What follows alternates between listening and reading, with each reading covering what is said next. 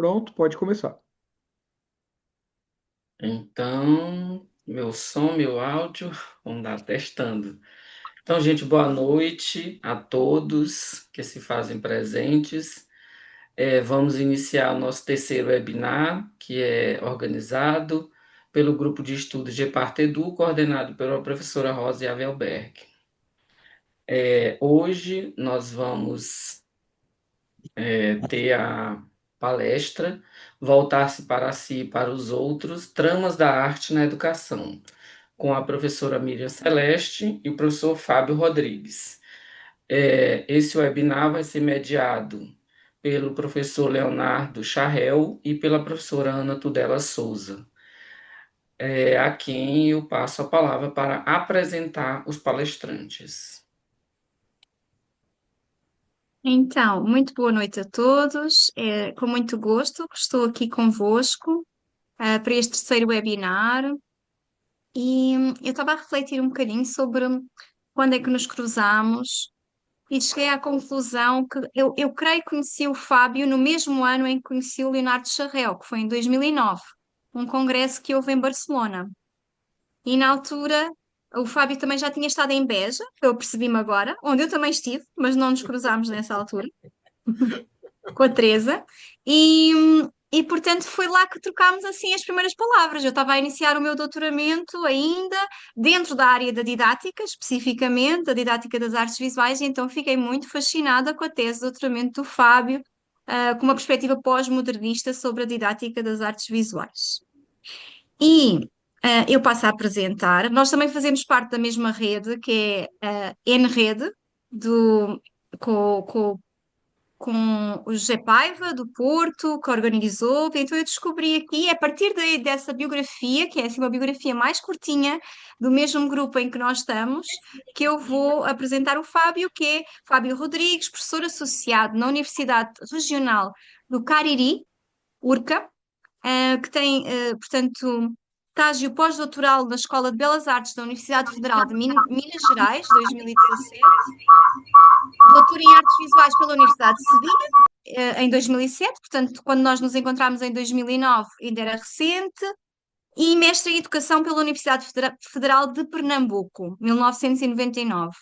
Tem uma graduação em História pela Universidade Federal de Pernambuco, 95, e atua, portanto, exerce a docência no programa de pós-graduação, mestrado profissional em Artes, Prof. Artes, como coordenador e como professor orientador, em linhas de pesquisa, processos de ensino, aprendizagem e criação em artes e abordagens teórico-metodológicas das práticas docentes. Então, eu estou muito curiosa sobre, já passaram muitos anos, como é que foi o trajeto, os interesses, parece-me que chega aqui uma abertura para outros interesses, então estou muito curiosa com esta palestra. Também coordena o Núcleo de Estudos e Pesquisas em Ensino da Arte, NEPA, e o Grupo de Pesquisa em Ensino da Arte em Contextos Contemporâneos.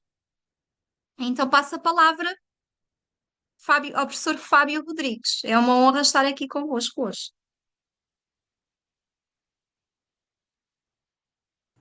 Boa noite, Ana querida. Que linda apresentação, porque veio recheada de lembranças dos nossos encontros, né? E É que verdade. maravilha, né? Nos reencontrarmos agora, né? Nesse momento, provocado pela Rosa, a quem desde já eu agradeço imensamente, não só o convite, mas o carinho. Acho que a gente vai construindo afetos nessa nossa caminhada, né? Então eu tenho muito carinho por Rosa, por Miriam, né? E aí esse encontro agora com você, né? O Xarel, a gente já esteve juntos em várias ocasiões, né? Eu até achava que ele estava por aqui no Brasil, né? E aí depois fui ver que ele estava em Portugal. Isso é uma maravilha a gente ter essas trocas, então agradeço muitíssimo. Eu estou muito curioso com o tema que escolhemos, né, Miriam e eu, a proposta do grupo da Rosa, do grupo de pesquisa, e aí a gente acabamos concordando em ficar com o mesmo tema, né? Não nos dividirmos em temas. Mas claro que cada um vai fazer uma abordagem desse tema, né? De acordo com sua caminhada, sua trajetória, suas inquietações, suas curiosidades, né? Seu compromisso no âmbito dos processos de ensino, aprendizagem e criação em artes, né? Em nosso caso, sempre estamos mais focados nas artes visuais.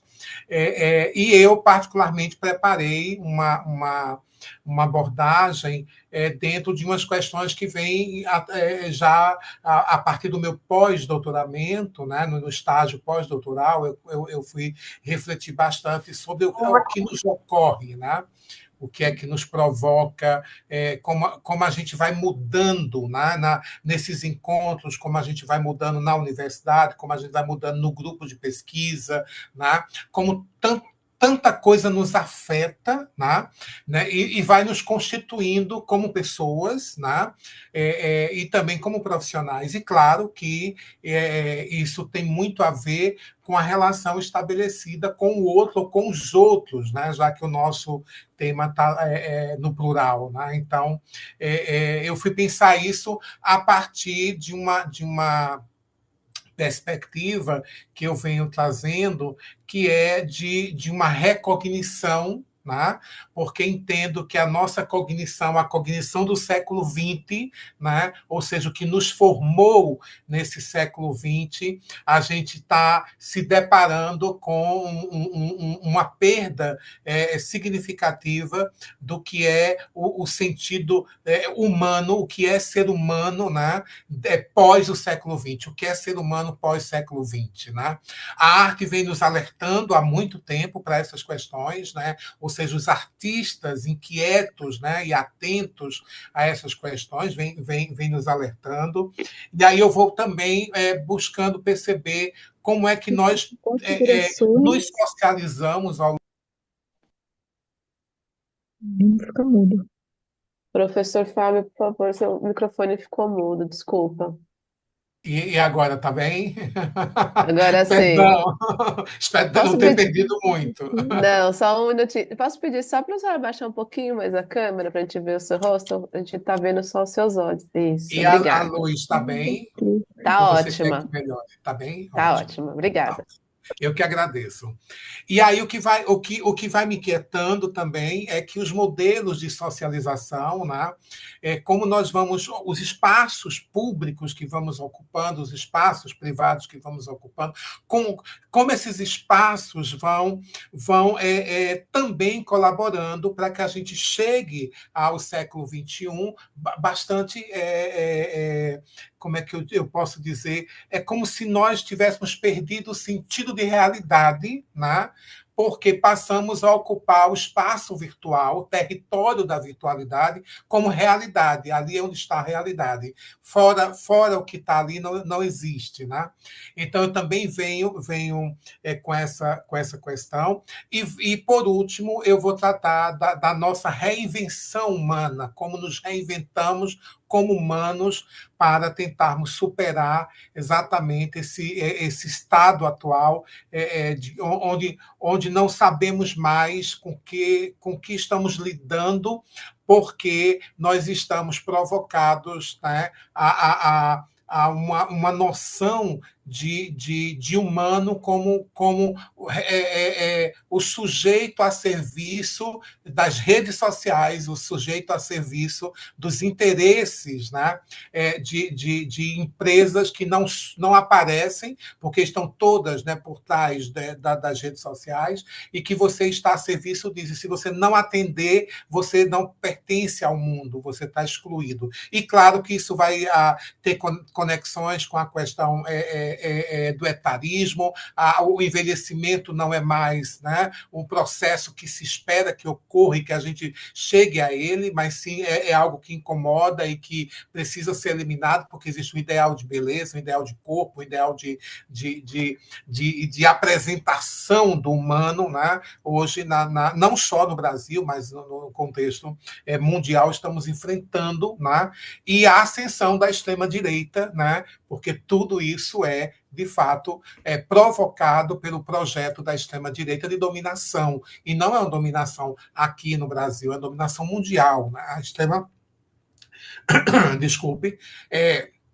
Se articula de uma maneira tal que você vê ela se apresentando em diferentes contextos, mas o projeto não é diferente, é o mesmo projeto nos diferentes contextos, é a mesma coisa. Né? Então, eu pretendo fazer essa conexão, espero se lograr. Eu estou com problema, eu estou com 2 computadores aqui, eu estou com problema no primeiro, que é esse que eu estou usando agora, que eu consegui abrir, onde está a apresentação no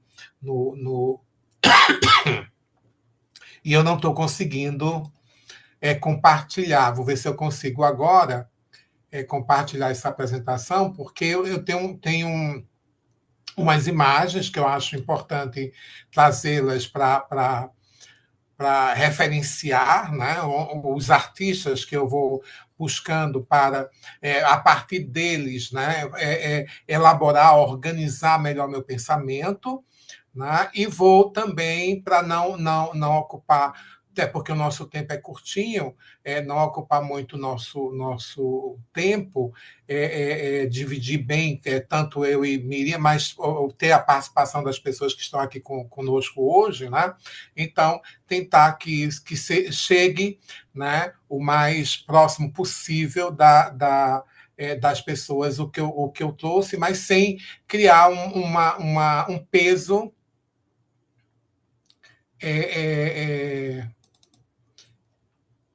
espero conseguir aqui fazer o compartilhamento da tela. Senão, vou me deter só ao texto, que aí eu não vou apresentá-lo, vou só...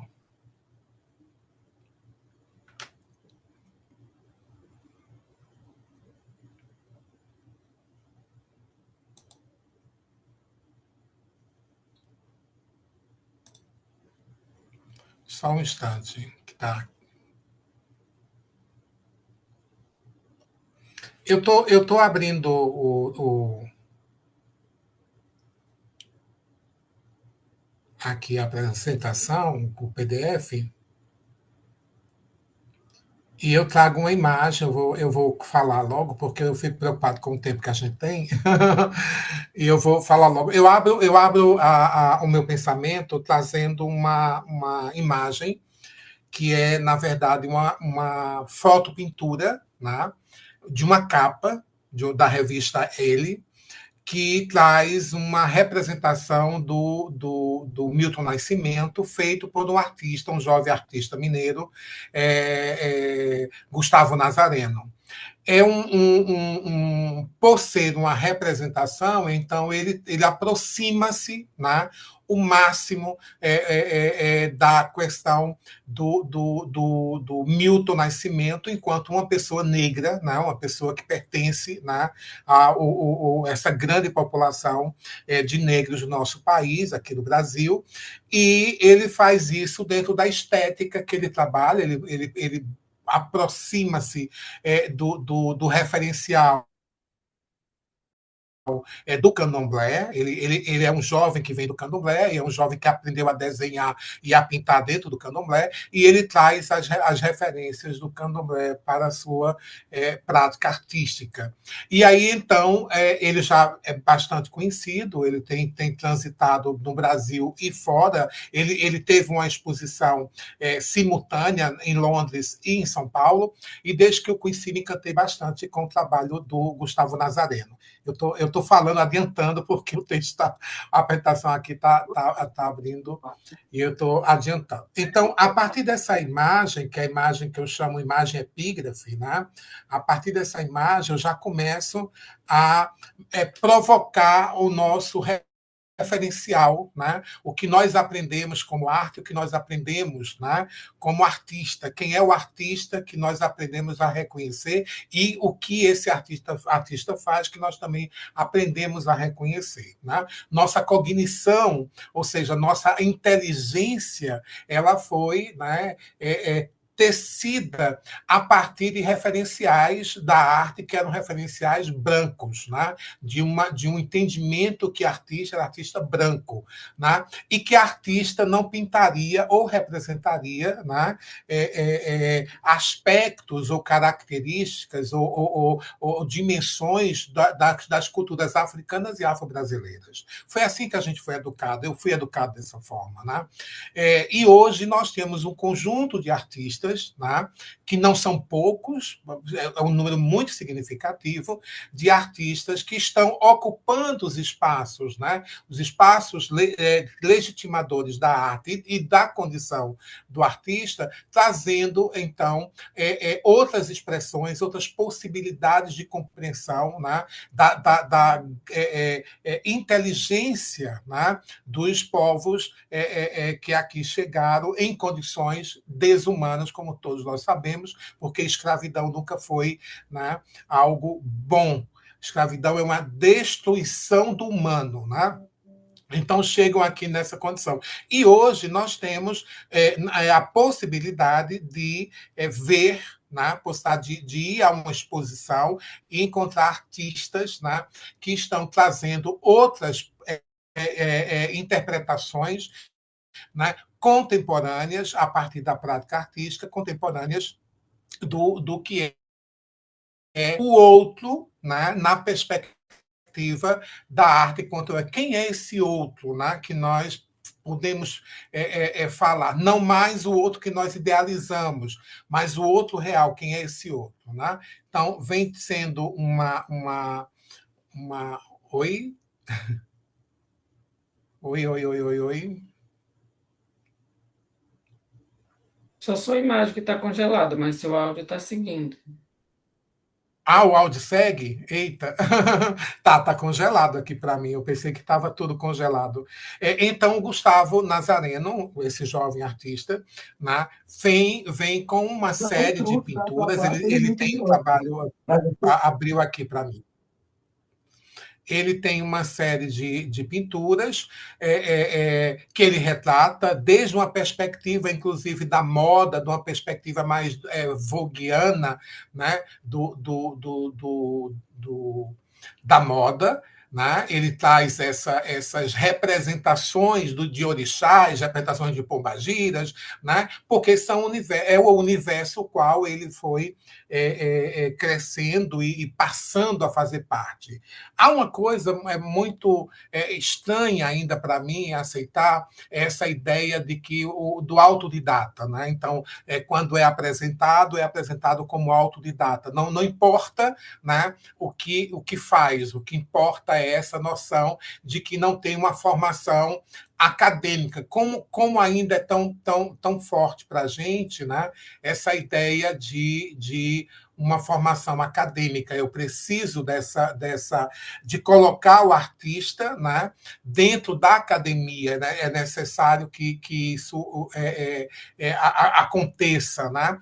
Porque se não tiver na academia, não está, lhe falta algo. Né? E essa academia, muitas vezes, né, está distante das pessoas, né? Está distante do outro, o outro que não faz parte né, dos espaços, né, das instituições.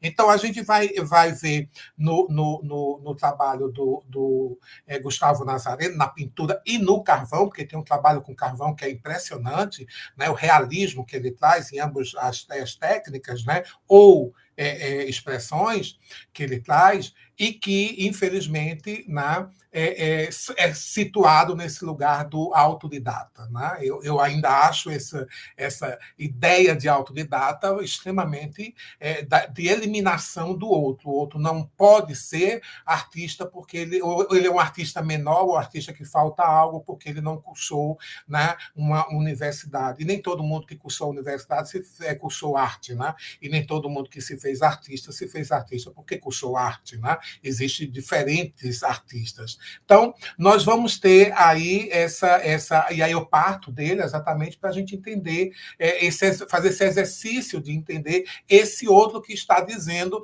que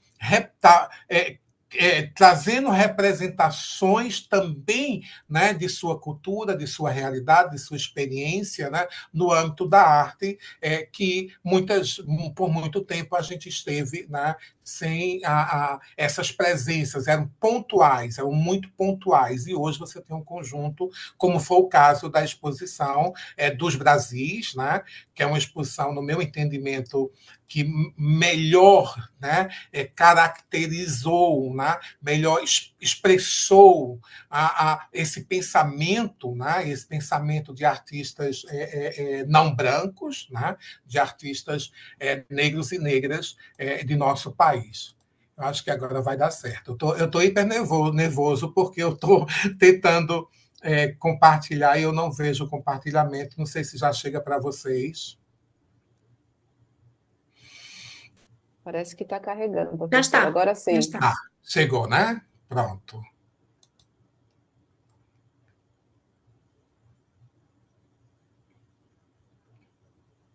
Bom, então eu vou só mostrar rapidamente a imagem, partir para a próxima.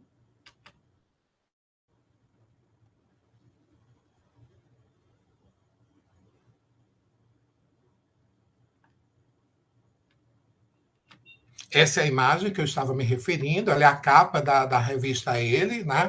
E nessa revista que o Gustavo Nazareno faz, essa representação do Milton Nascimento, né? Ele traz a estética Vogue, né? Que é uma marca, uma característica, uma assinatura, talvez, do Gustavo Nazareno, e é importante dizer que nessa edição nós temos uma entrevista do Milton Nascimento feita pela Djamila Ribeiro, né, que está fazendo essa entrevista.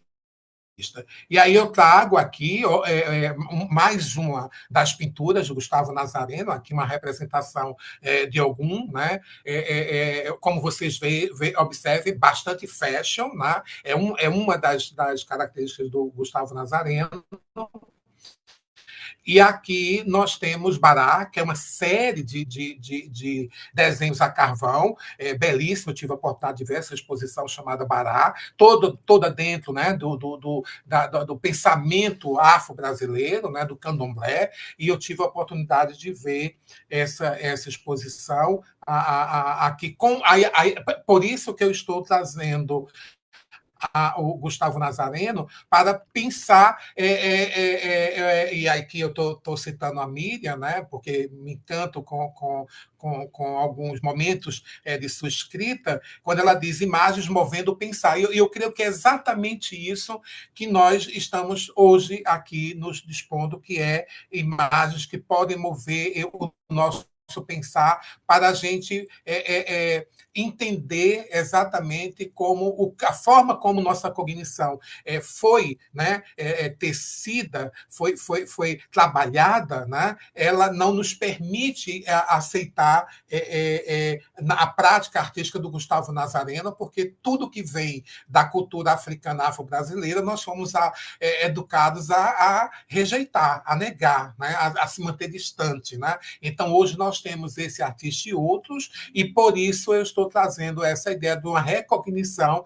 e uma reinvenção como processos de ressocialização ou quando não ocorre desumanização, ou seja, nós nos desumanizamos ao longo do século, né, do século XX, a gente chega no século XXI, perdendo a noção de que todos somos humanos, né, e elegendo quem será humano. Portanto, os processos que se dão mediante o confronto entre conheceres, fazeres, sentires de uma pessoa, de um grupo cultural, com os de outras pessoas ou grupos culturais. Os resultados desses confrontos são novos conhecimentos, emoções e ações que tornam cada um dos envolvidos mais socializados, culturalmente enriquecidos, simbólica e materialmente, numa palavra, mais humanos, que aqui eu parto do pensamento do sociólogo da educação, João Francisco de Souza, nordestino, da Universidade Federal de Pernambuco, com quem eu tive o privilégio e a oportunidade, né, de também aprender. Hoje não está mais conosco, lamentavelmente,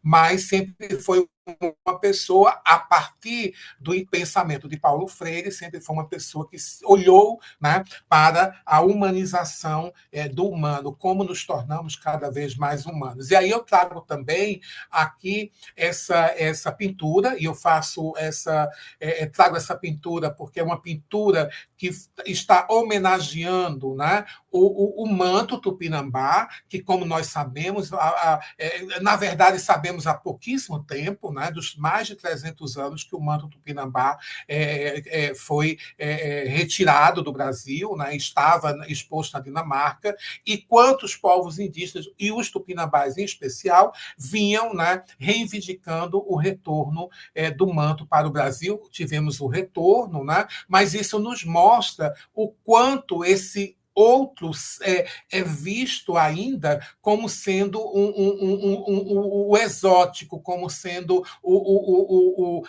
a curiosidade, né?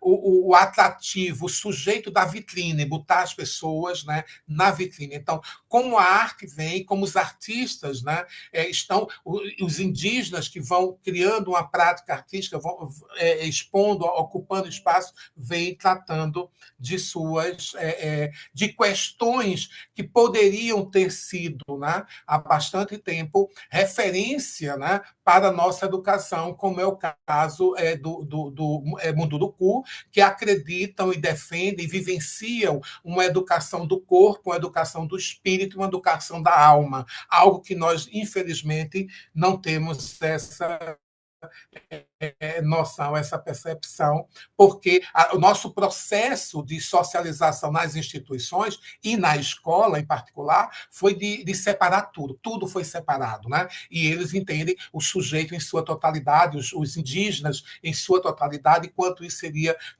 muito importante se nós tivéssemos aprendido. Então, essa ressocialização implica a transformação de nossas formas de pensar, de fazer e de nos emocionarmos. E eu acho que o João Francisco aqui nos dá uma grande contribuição quando nos alerta exatamente para que como vamos conviver com o outro, a partir também de como nós nos emocionamos com o outro em sua totalidade e não o outro como a gente quer. Nós aprendemos a pensar o outro dentro de um modelo que nos interessa, um modelo que é para nós a referência. Então, ainda para ele, nós vamos confrontando o que já se sabe, ou seja, nossas opiniões, nossos sentimentos, nossas emoções, nossas ações e ideias, com ideias, sentimentos e opiniões de livros, de professores, da mídia, de colegas. Novos conhecimentos serão construídos. Por quê? Porque estamos com o outro, né, aprendendo, ensinando, né, colocando em dúvida ou afirmando, mas tudo isso numa perspectiva o mais coletiva, né, possível, e não de grupos, né, ou de lugares ou de posições sociais que ainda no nosso país é bastante forte. Então, haverão sempre reações e tensões, e isso é o saudável do processo dessa essa ressocialização, na verdade, como nós vamos convivendo nos espaços, coabitando nos espaços, né? Então, isso vai provocar reações e tensões que são saudáveis e são necessárias, não que nós temos visto que são pessoas impondo sua percepção da realidade, e quem não tiver a mesma percepção tem que ser eliminado, tem que ser, né, completamente exterminado, né, do espaço, né, dos lugares de coabitação. Então, a educação como processo que pode conceber de fazer a pessoa que ela aprenda a obter muitas variedades de significado e de aprofundar nelas com o tempo. Não existe essa... Eu sei de tudo hoje. Existe o que eu posso saber hoje e o que eu não vou poder saber hoje, porque o tempo precisa ser vivido, ele precisa acontecer. Ao mesmo tempo, isso também se dá numa dimensão das atividades culturais, né, para o desenvolvimento da cultura, contribuindo para a promoção das positividades das culturas e superação de suas negatividades. Claro que o que é falar de negatividades é falar exatamente disso que tira o humano, né? Portanto, em vista a construção da humanidade de todos os seres humanos em suas diferentes feições, em todos os quadrantes da Terra. Portanto, não existe um humano que esteja... Aliás, não deveria existir nenhum humano que estivesse acima de outros humanos. Infelizmente, ainda não é a nossa experiência. Então, o novo saber é construído a partir do confronto entre os saberes que uma pessoa já possui e outras informações, concepções, pensamentos, os quais tem acesso por diferentes e diversos meios, né? E isso diz respeito, eu particularmente, à arte, porque é o modo de experiência humana que, em princípio, se pode obter sempre que uma pessoa interage com algum aspecto do mundo. As artes são normalmente realizadas para permitir o desenvolvimento de formas estéticas de experiência. Então, quando eu trago aqui, né, esses artistas, eu estou trazendo porque compreendo exatamente que o que eles propõem a partir das suas experiências, das suas trajetórias, das suas histórias, né? E eu acho que isso é um elemento muito importante hoje no âmbito da arte contemporânea, porque nós estamos vendo uma arte situada, né, na experiência, de fato, nessa experiência do artista como esse sujeito que ocupa um espaço, ocupa um grupo que tem uma inteligência e que está atento às questões que o afetam, não que ele represente, mas que o afete, né? E isso é o que talvez seja uma das questões mais enriquecedoras da arte contemporânea. Então, os encontros com a arte podem ampliar as possibilidades de compreensão sobre o desenvolvimento da mente e negligenciar ou ignorar as artes na educação limita potencial cognitivo dos adultos de amanhã.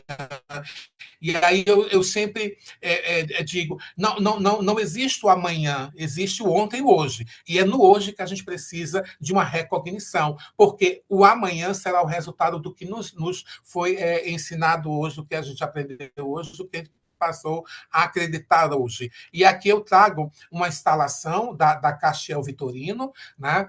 Também uma artista negra, né? Que esteve na Bienal de São Paulo, acho que é a 32ª, se não me equivoco. Ela esteve na Bienal, uma negra travesti, né? Está hoje, né, ocupando vários espaços também no Brasil e no mundo, aqui do Brasil, a Castiel Vitorino é brasileira, do Espírito Santo, e traz exatamente uma instalação questionando a história da arte, questionando toda uma mentalidade, toda uma forma de aprendizado que a gente foi tendo, né? Foi recebendo, e que se foi ignorando, né? Toda uma memória, toda uma história de um conjunto de pessoas de diferentes também, né, grupos culturais que foram trazidos, sequestrados e trazidos para o Brasil e escravizados, né? Então, as mudanças nas formas de pensar, as mudanças nas nossas formas de compreender a nós mesmos, aos outros, a natureza, a cultura e as instituições sociais, conceituamos como recognição, aqui a definição que o João Francisco nos oferece. Já estou terminando. Não temo dizer que inexiste validade no ensino de que não resulta um aprendizado em que o aprendiz não se tornou capaz de recriar ou de refazer o ensinado, em que o ensinado que não foi aprendido não pode ser realmente aprendido pelo aprendiz. Eu acho que Paulo Freire, acho não, né? Eu tenho certeza, nos oferece muito para a gente compreender o tempo presente, o tempo que a gente está vendo, né? E acho que isso é muito importante, porque a gente precisa discutir o que aprendemos, a gente precisa questionar o que aprendemos, o que foi ensinado, a gente precisa, né, se permitir a isso. Então, uma de nossas características especiais como seres humanos é a propensão para simbolizar a experiência, que é a partir do Eliot Gás, né? Não há pensar certo fora de uma prática testemunhal que o rediz em lugar de desdizê-lo. Também o pensamento de Paulo Freire. E eu acho que a arte vem nos oferecendo muito isso, e aí eu trago aqui a Rita Ive, há um processo de recriar, de repesquisar e de reaprender modos de compreensão, de apreciação e de representação do mundo. Por que isso? Porque, para mim, tudo isso diz respeito ao outro, a mim e ao outro, como eu me constituo e como eu mantenho minhas relações com o outro nesse processo tão importante de que ambos, né, se humanizam, vão se transformando em reais sujeitos da construção e da reconstrução do saber ensinado, ao lado do educador, igualmente sujeito do processo. E aí, acho o educador aqui, eu expando, né? Não estou falando da escola exclusivamente, eu estou falando de todos os espaços de socialização e ressocialização que a gente possa ocupar. Então, as compreensões atuais são inadequadas, podem experimentar um conflito cognitivo, um mal-estar cognitivo. Eu particularmente, defendo muito isso, acho que a gente precisa ter esse mal-estar cognitivo, ou seja, eu sabia disso e não é isso, e o que isso significa, né? Que será suficiente para se formular perguntas acerca da adequação do conhecimento atual, né? Até para a gente conseguir entender que não existe guerra, né? A gente precisa entender que não existe guerra. Quando existe um poder, existe um grupo que tem mais poder, não existe guerra, existe, sim, uma atuação direta, né? E que extermina. E isso a gente vem vivendo no Brasil há muitos anos, né? A reinvenção, então, e aqui eu trago mais um artista, eu trago o Maxwell Alexandre, eu tive o privilégio de vê-lo aí em São Paulo, fiquei encantado, primeiro porque, para mim, ele se reinventa, é mais um negro artista, carioca, né, do subúrbio, dos espaços de marginalização, ou que são marginalizados, e aí ele traz duas coisas importantes, a pintura em óleo sobre o papel pardo, né? Não é tela, ele usa o papel pardo, então, para mim, isso é uma reinvenção. Isso tem muito a ver com as dificuldades mesmo de você ter os materiais para a pintura, né? A tinta óleo já é cara, né? E quando você pensa na tela, se você não fabrica, você vai ter que comprar, e é caro, e às vezes isso não é acessível. E não ser acessível também faz a gente né, reinventar, né, as possibilidades de criação. Então, ele traz aqui uma representação de um jovem estudante negro, né, com a camiseta da escola, que é a camiseta da Prefeitura do Rio de Janeiro, Secretaria da Educação, e aí eu trago o Maxwell Alexandre exatamente para abrir esse pensamento da reinvenção. Ou seja, as mudanças nas emoções, nas formas de agir, alcunhamos de reinvenção. E eu acho que aqui tem uma coisa, para já me aproximando do fim, que é a questão das emoções, né? O que é como nós fomos, como o século XX nos ensinou a não expressar emoções, né? E quanto eu, particularmente, vivi isso, quanto eu fui inibido, quanto eu fui silenciado, quanto eu fui apagado, porque não poderia demonstrar nada, né? Nem gesticular podia, né? Então, isso tudo é preciso pensar, né? Como nós vamos ensinar as crianças, né? Para que as emoções possam fazer parte da vida e não ser negada, né? Como a gente vê algumas mensagens aí nas redes sociais. Então, o John Dewey nos diz: a verdadeira natureza da vida consiste em lutar para continuar sendo. Dewey vai defender todo o pensamento de Dewey, vai ser defender a continuidade da experiência humana. Portanto, a educação era fundamental para a continuidade da experiência humana, né? E aí eu trago esse fragmento do pensamento de Dewey, exatamente porque eu acredito que estamos lutando, né, para continuar existindo como pessoas, como humanos, né? Dada as ameaças que a gente vem enfrentando.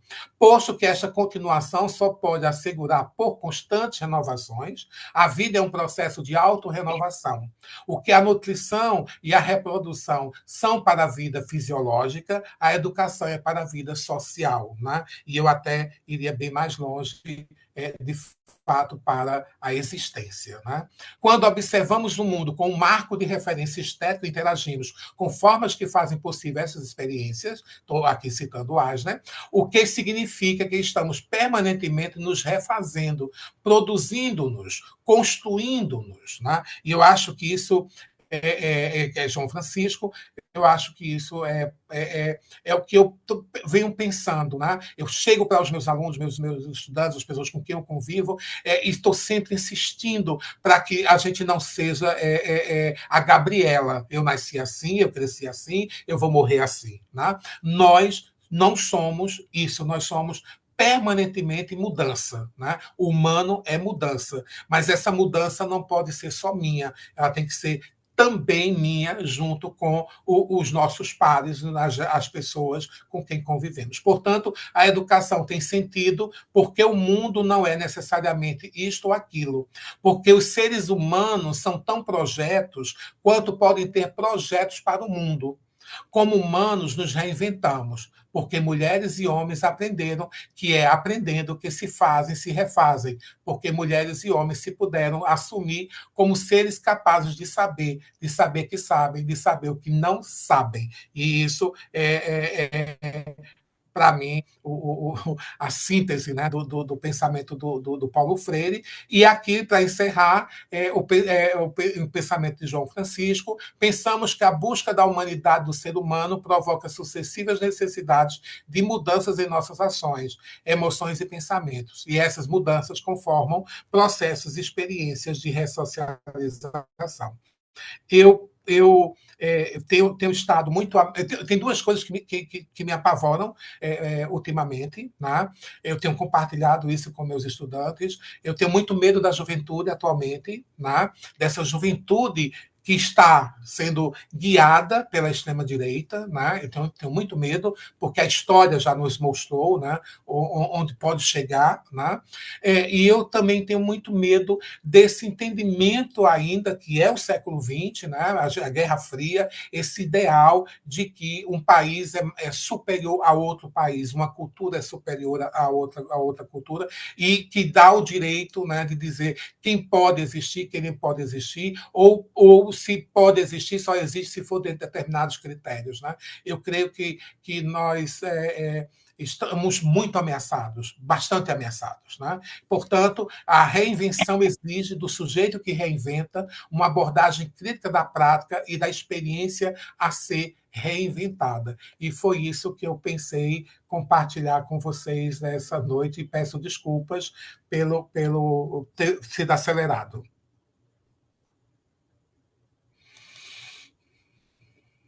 Muito obrigada, muito obrigada. Fábio, a gente ia te avisar que você tinha mais 5 minutos, mas a gente quis te deixar finalizar, porque estava muito empolgante aqui a audição. Muita generosidade, isso sim. Tá, tá, Obrigada. tá bom. Então, Walter, você quer retomar a coordenação? Posso passar a palavra para o professor Leonardo, apresentar a Miriam Celeste, Walter? Oi, eu acredito que sim, né? Porque ficou isso, eu apresentei o Tá bom, inicial e aí a gente fez tá aquele bom. cruzamento. Tá bom, tá bom, obrigada, Walter. Então, vamos passar para o professor Leonardo Charrel, né? Agradecer também a presença dele, da professora Ana Tudela de Souza, e passar a apresentação da Miriam Celeste para o professor Leonardo. Muito obrigada a todos aí que Eu estão é que aqui. agradeço. Não sei se conseguem ouvir-me bem. Sim, Conseguem? sim, Sim, senhor. Pronto, eu agradeço imenso o convite da Rosa para poder partilhar e fazer parte deste evento. Estão cerca de 100 pessoas online, que é um número expressivo. É um número expressivo. Eu vou fazer uma rápida apresentação da nossa querida Miriam. Como a minha colega Ana Souza disse há pouco, todos nos cruzamos já em algum momento das nossas vidas. Apetece-me usar aqui o termo do nosso querido professor Hernandes, que dizia que todos somos companheiros de rota, não é? Companheiros de caminho. Já nos cruzamos no passado, estamos agora a cruzar-nos no presente, provavelmente, oxalá, ainda nos iremos cruzar no futuro. A nossa querida Miriam Celeste, a quem eu saúdo, também nos devemos ter encontrado em Barcelona, provavelmente, talvez em Portugal, no Porto, em algum evento na Faculdade de Belas Artes, já não me lembro, os anos vão passando. Então a nossa Miriam, ela tem um mestrado em Artes pela Escola de Comunicação e Artes da USP e é doutora em Educação também pela mesma universidade. Ela leciona na Universidade Presbiteriana Mackenzie, também em São Paulo.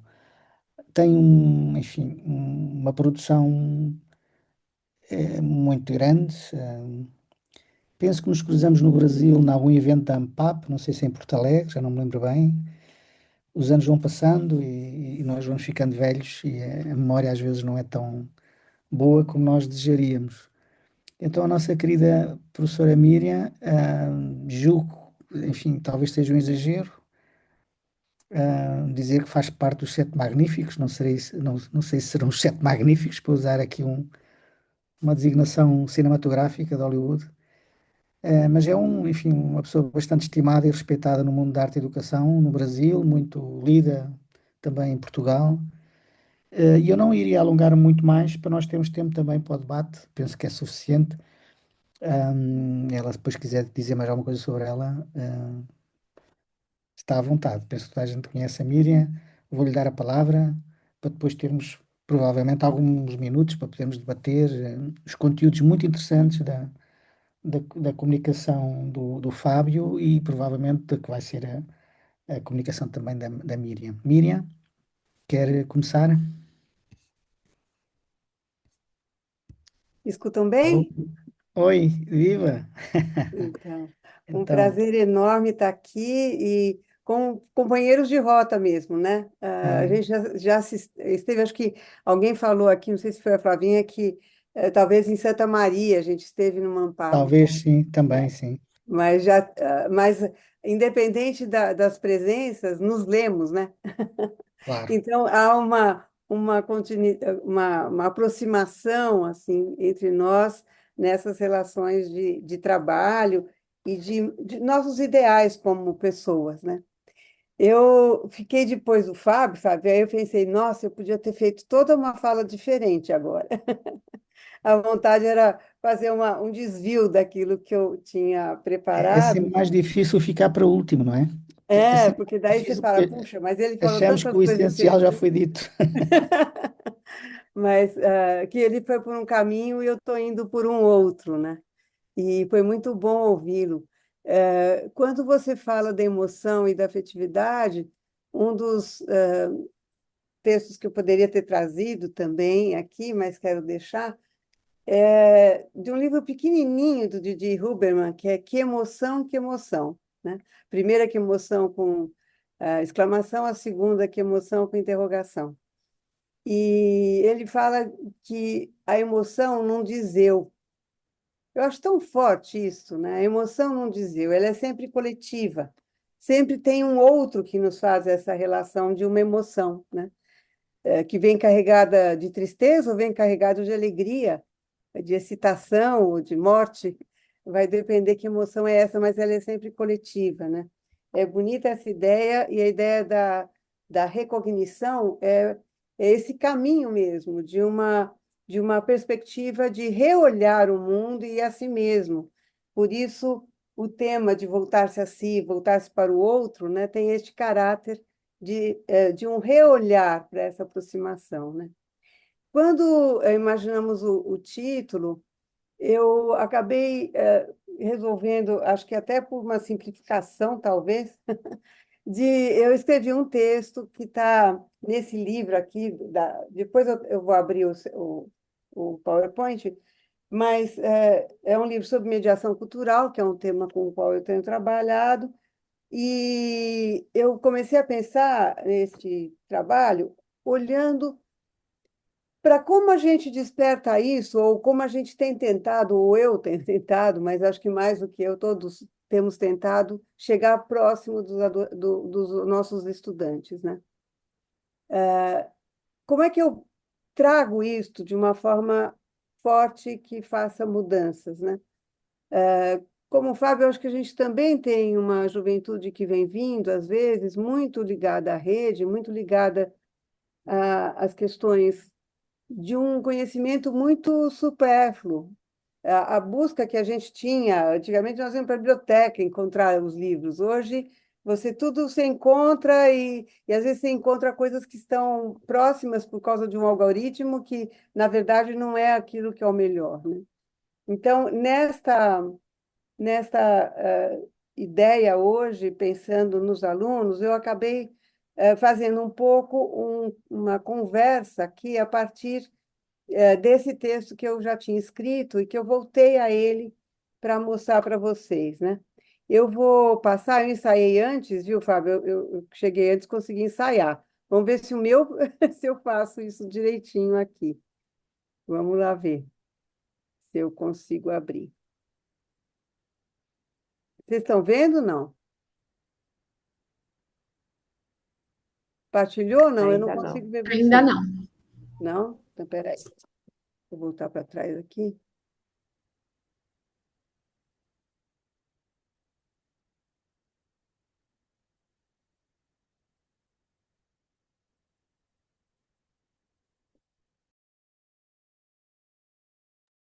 A senhora está sem áudio. O áudio também fechou? Então, peraí. Agora sim.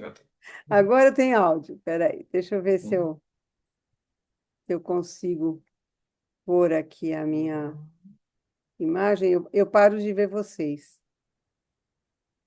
Vocês estão vendo? Não? Tá na tela do Zoom ainda. Ixi, nossa.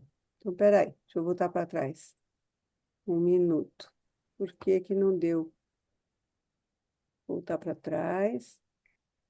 E quando Um você instante. escolhe o que compartilhar, você escolhe a tela que você vai compartilhar, professora. Peraí, vamos lá de novo. É que agora não está aparecendo a minha tela, engraçado, não está aparecendo o WhatsApp aqui. Hum, Vamos lá. Eu acho que se eu puser este aqui, vamos ver se vai. Que aí eu ponho aqui. Agora sim? Foi. Sim, agora Né? apareceu.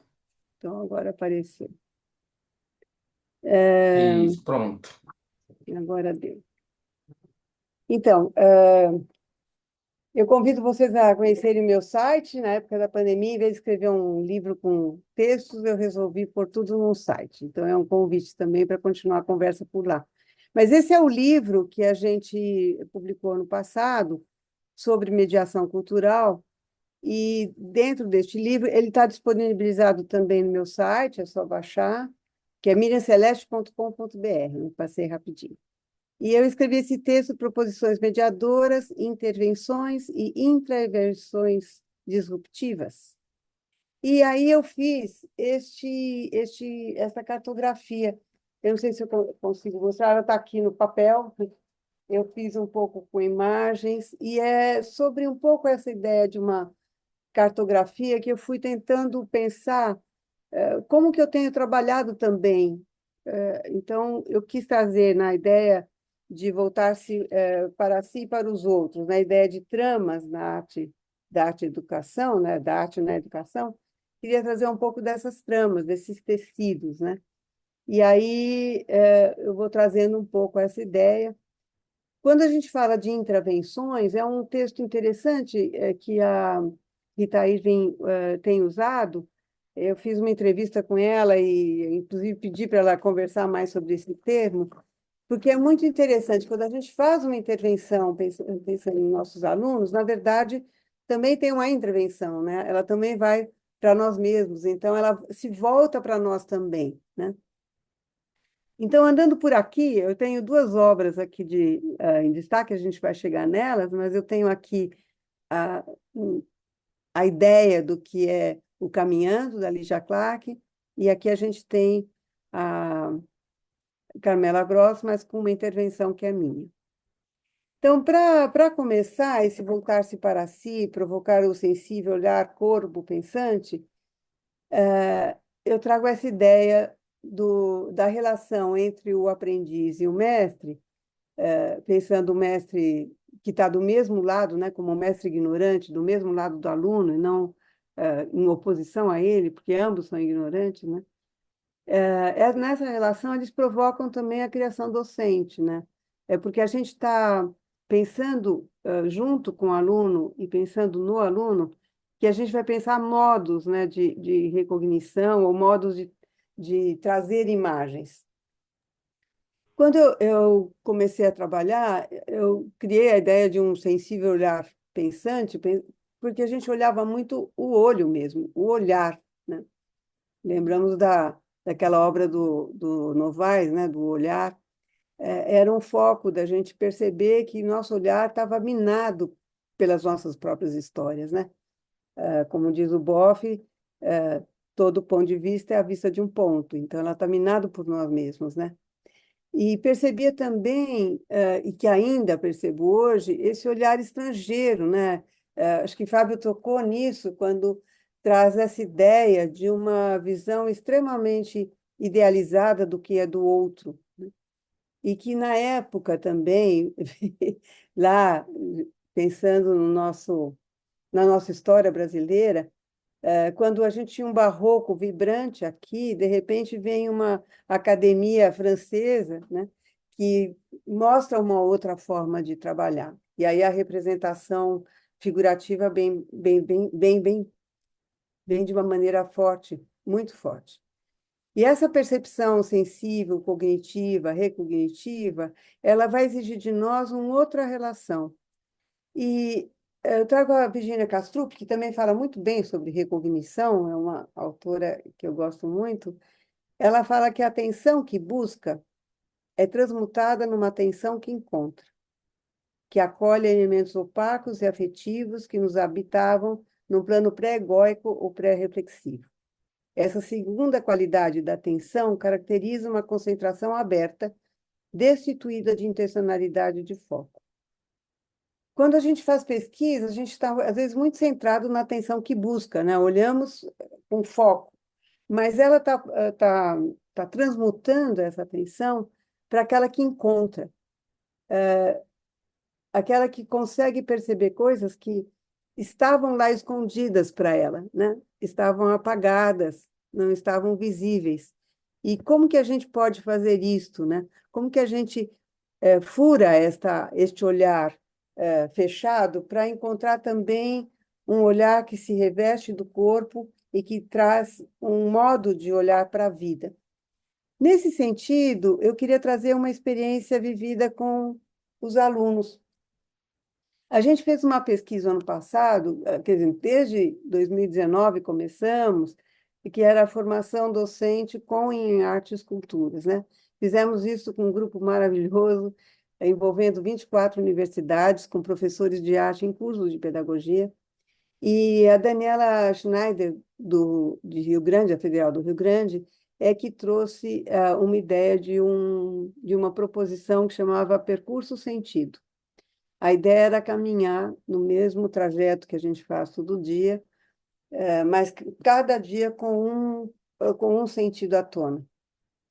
E eu trago aqui a fala dessa aluna da Penélope, isso neste ano, né, no princípio desse primeiro semestre, que ela traz o seguinte: a paleta de cores do ônibus não foi algo que sempre me agradou, mas depois de ver como elas fazem sentido de madrugada, passei a admirá-la. Diferentes tons de azul marinho e amarelo forte. Tudo é muito quadrado, tão padrão que acredito que esse seja o motivo do uso da cor amarela, e algumas formas esquisitas de coisas como a catraca e o corrimão. As janelas pareciam suadas, pingando, sendo que sequer choveu no dia anterior. O chão brilha por completo, como se fosse banhado a glitter de prata. E foi quando eu percebi. Parecia uma grande espaçonave. Todos sentados, sem cintos, prontos para desafiar a gravidade. Janelas no teto para sairmos voando quando quisermos. E janelas enormes para que possamos ou podemos ver o espaço. Uma grande viagem. Em relação ao tato, ela diz: quando presto atenção, sinto meus órgãos vitais eufóricos. Todos batalham muito, achando que estou visualizando uma grande presa ou correndo perigo, quando, na verdade, só tive que correr para não perder o ônibus.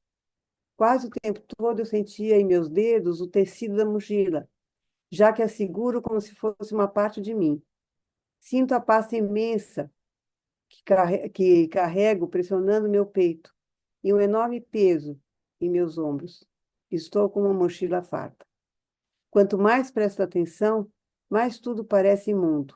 O corrimão, onde sei que milhares e milhares de pessoas já pegaram, parece me fazer sentir o pedaço de dejeto, mesmo que mínimo, que cada pessoa possa ter depositado lá. Quando toco minha mochila, é como se estivesse a contaminando. Acho interessante a textura lisa dos carrões, talvez propositadamente satisfatórias. Quando finalmente sento e coloco a mochila em meu colo, sinto todos os livros que carrego, como se estivessem em contato direto comigo. No entanto, tendo pegar no sono. As borrachas da janela estarem exacerbadamente quentes por conta do lugar que sentei. A janela está tremendo demais para dormir, assim como o encosto. Ainda assim tento, até o fim da viagem. Quando a gente, vou voltar para trás aqui, quando a gente pensa nessa ideia de voltar-se para si, este exercício de andar, da caminhada, e a gente tem Verônica, que está aqui nos assistindo, está trabalhando doutorado com a caminhada pedagógica, né? Como com a caminhada, quando a gente se põe atento ao mundo, a gente pode perceber coisas que não percebia no dia a dia, né? Eu trouxe esses dois textos, ela fala dos 5 sentidos, né? Mas só para dizer como, de repente, uma ação, e não foram evidentes todas, e todos os alunos que puderam fazer com a mesma profundidade, mas mostra a potência que o aluno tem nessa relação consigo mesmo, né? Quando se volta para si a partir de uma experiência com os sentidos. A gente pode pensar também no voltar-se para si com os primeiros encontros com a arte, nessas próprias memórias. Mapear esse encontro. Mapear esse encontro é extremamente interessante porque elas se percebem também como elas viveram o ensino de arte na sua própria vida escolar. Quantas vezes elas repetiram Abapuru e releituras? Isso é muito comum a gente ver, né? Mas como é que elas viveram essa experiência da arte? E para mim foi extremamente interessante perceber também, nesses anos todos que eu tenho trabalhado um pouco nesta linha, e acho que todo mundo trabalha um pouco com isso, né? Levantar o que os alunos trazem das suas experiências pessoais, a gente tem visto muitas relações bastante difíceis com professores de arte. Às vezes, muito desligados de uma significação, apenas como uma técnica ou como alguma coisa de um fazer, mas sem tocar nesses sujeitos que estão em processo de aprendizagem. E aí a gente tem tudo que o Fábio nos disse, nos ajuda a entender esses processos que fazem não olhar, inclusive, para a negritude ou para questões da violência com que hoje se tratam as pessoas, né? Porque não se percebe como é que isso na nossa vida também acabou acontecendo, né?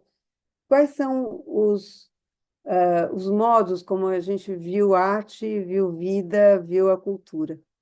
E às vezes a gente percebe que nem sempre há uma valorização da própria cultura, do seu próprio espaço, né?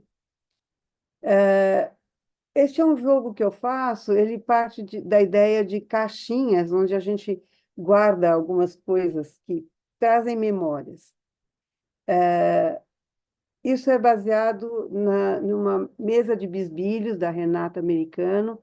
Ela fez uma linda tese de doutorado, defendida ano passado, falando de mesas que ela prepara para gerar uma situação de aprendizagem, de discussão, de reflexão, diria de recognição, né, Fábio? Nesse sentido de que o objeto vai gerando outras formas de pensar sobre essas memórias, né?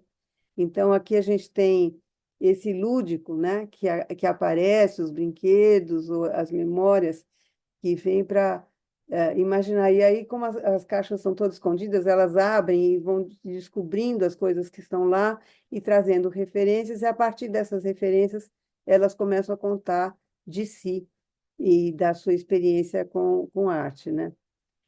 Aqui eu não vou ler, mas é uma caixinha de memórias da Juliana, que escreve: "Em uma caixinha, uma máscara guardada. Fatídica lembrança da infância encantada. Cenários de sonhos, personagens a dançar, nos palcos da mente, eu começava a brilhar." E aí ela vai andando e termina: "E assim sigo firme com o brilho no olhar, a criança que brinca nunca vai se apagar. Na arte do teatro encontrei meu lugar, a caixinha e a máscara sempre a me inspirar." Essa é uma outra que fala da minha infância, e uma latinha com umas folhinhas, e aí ela vai falar dos brinquedos que eram feitos com coisas que tiravam da natureza, né? Aqui uma nova fotografia, um fotoensaio, e aí a gente tem nas lembranças, quem é que aparece? Aparecem mães, o avô, o padrinho, a família, os amigos, a professora de balé, porque a pergunta é: quem foram nossos mediadores com o contato, né, com a arte e a cultura?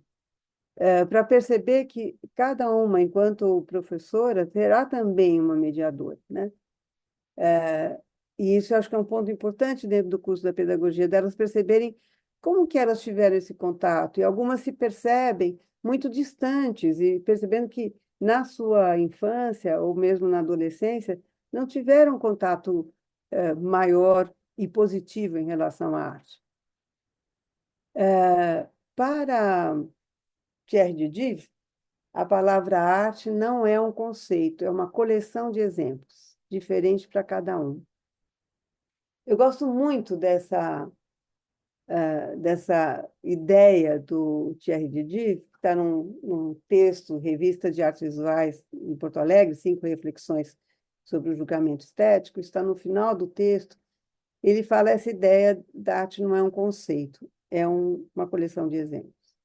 E aí é que entra a nossa ação. Que exemplos estão formando essa coleção dos nossos alunos, né? Quando o Fábio traz esta coleção de exemplos que ele nos trouxe, abre um horizonte de artistas, alguns que a gente já conhecia, outros que não conheciam, que não conhecíamos, mas traz essa ampliação de referências, e que são referências não só da história da arte, mas são referências para pensar a vida. É nesse sentido que eu acho extremamente importante a gente pensar, enquanto professores, como que a gente atua para se ampliar esse universo que os nossos alunos trazem, né? Uma outra proposição mediadora, então, já que a gente tem de se voltar também para fora, né? Para fora de si, a ideia de convocar expedições, né? Não são passeios culturais, né? Não são passeios, são mesmo expedições. São a ideia de que você está na caminhada, mas atento à sua própria caminhada. Se a gente lembrar do Dewey, aquela pedra que rola, tendo uma experiência porque estava ciente de todo o espaço que ela viveu ali naquela caída, né?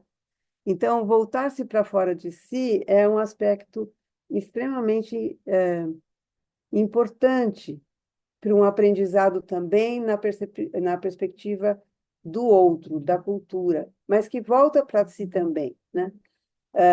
Eu trouxe como um exemplo uma experiência feita no ano passado, pensando o patrimônio como cultura viva, múltiplos olhares compartilhados, e a gente tinha a ideia, era com um olhar estrangeiro, que nos chama a atenção ao redor da Mackenzie, né? E a ideia é que as pessoas escrevessem, fotografassem e escrevessem textos poéticos, não descritivos, né, sobre o que viam.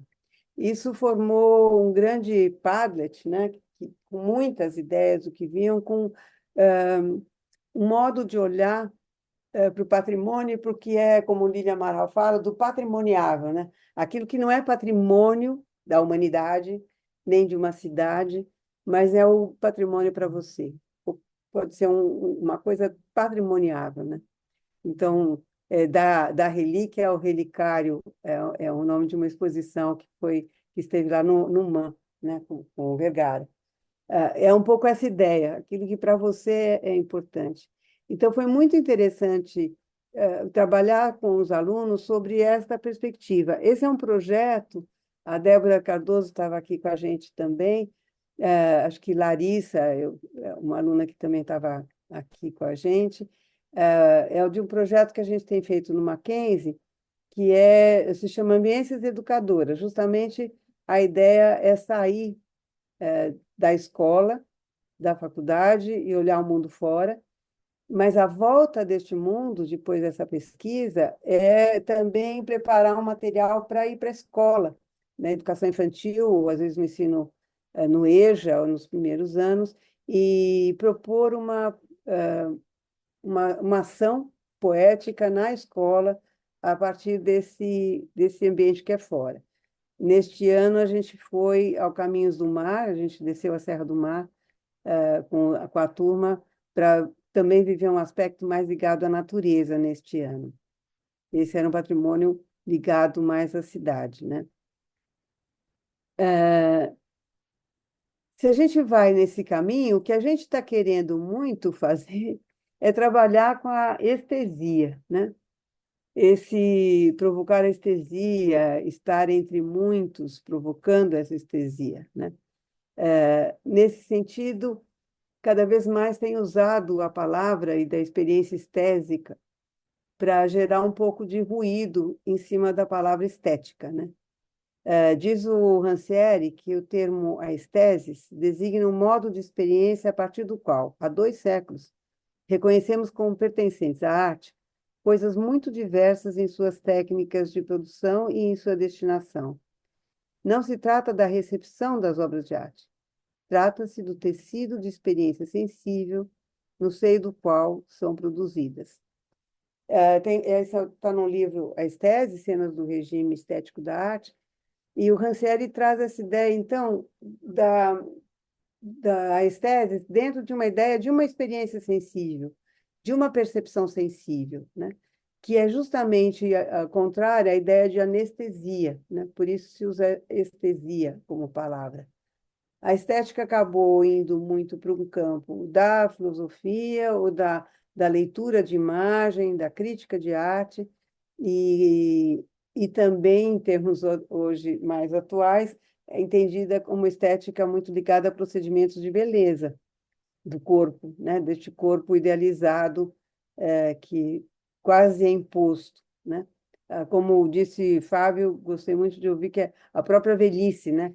Se torna algo a ser não valorizado, e ser escondido, né? O texto continua aqui, mas acho que já só queria colocar isso aqui, que a estesia que permite que uma forma, o brilho de uma cor, a aceleração de um ritmo, um silêncio entre palavras, um movimento, um cintilar sobre uma superfície, sejam sentidos como acontecimentos e associados à ideia de criação artística. Quer dizer, como é que eu posso admirar o brilho de uma cor, ou esta forma, ou seja num objeto ou numa obra de arte, como eu posso ver isso como uma ideia de arte, né? Um modo de olhar a arte. Isso tem a ver justamente também a estesia com a possibilidade da gente ampliar esse repertório de exemplos, né?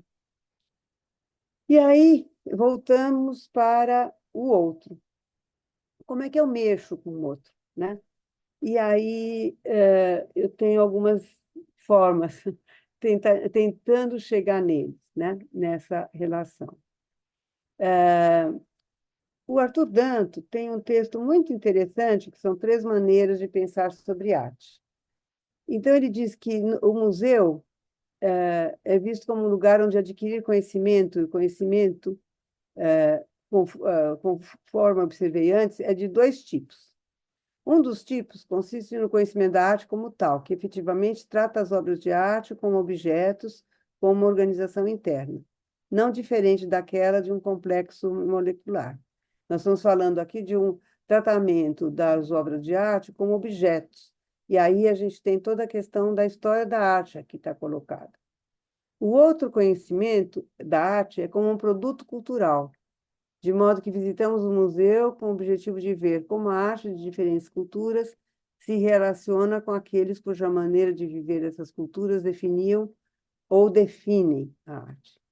Então, olhamos a arte como numa perspectiva de história da arte, do objeto arte, olhamos a arte como um produto cultural e entendemos a sua cultura, e aí a gente tem uma visão mais antropológica, mas ele propõe nesse texto um outro modelo. Tem um modelo diferente daqueles dois com os quais iniciei esse capítulo. Trata-se do modelo dos significados corporificados. É um modelo que uso a todo momento como crítico de arte, ao tentar dizer que o que determina uma obra, o que uma obra significa e como esse significado está corporificado no objeto que o comporta. Então, o que eu tenho em mente é qual o pensamento a obra expressa de modos não verbais. Temos de nos esforçar para captar o pensamento da obra, com base na maneira como ela é organizada. Pensando nas obras que o Fábio mostrou, a preocupação que estava ali trazida por ele, a significação que ele nos deu a ver, né, estava muito voltada a essa perspectiva desta visão contemporânea da valorização que é necessária como uma justiça histórica, né, da valorização da cultura negra, das pessoas negras, da história que elas trazem, né?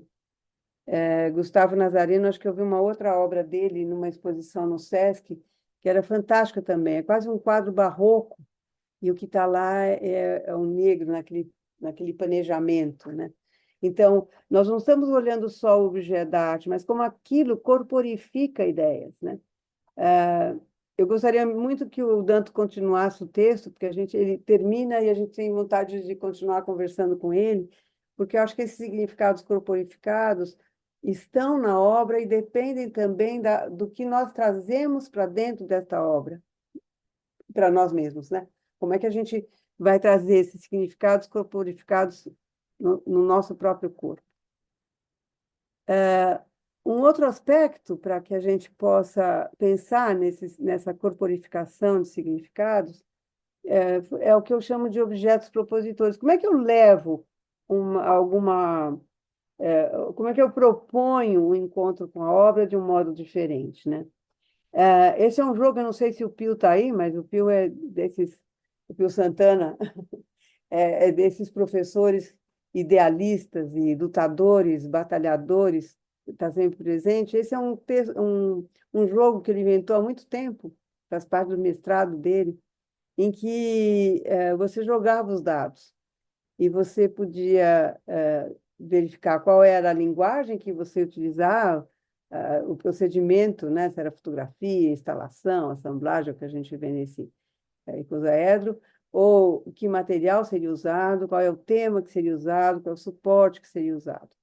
Então, o objeto propositor ele é um objeto que vai provocar um encontro com a arte, né? Trago da Margot, na Pinacoteca, esses bonecos feitos... a Pinacoteca tem um trabalho fantástico em todo o seu trabalho educativo, tanto nas mochilas pedagógicas, como nos jogos que são feitos, na Pina Família, e nesse carrinho sensorial que vem da Amanda Tojal e que hoje a Margot desenvolve tremendamente bem.